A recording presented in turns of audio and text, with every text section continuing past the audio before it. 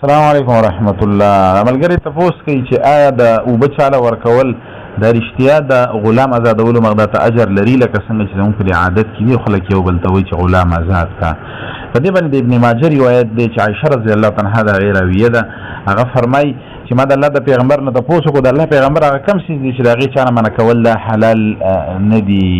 د الله پیغمبر فرمایل الماء والملح والنار وبدي او مالګه د اور دی. بیا عائشة عنها فرمای ما د الله پیغمبر ته وی یا د الله پیغمبر هذا الماء قد عرفنا دو بوخ مو ته پته فما بالملح والنار د مالګي او د ورثه حیثیت دین و ما ته وی چې یا حمیرا منعت نارا فكأنما تصدق بجميع ما انضجت تلك النار.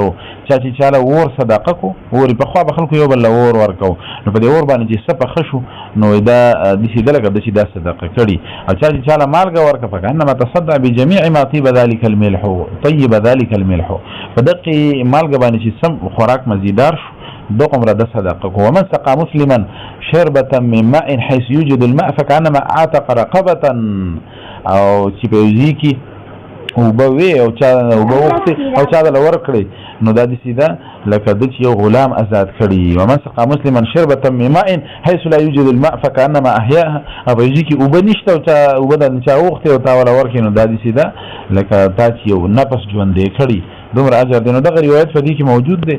نو چاله او به ورکول د حقیقت کې د غلام آزادولو مقدار ته اجر لري.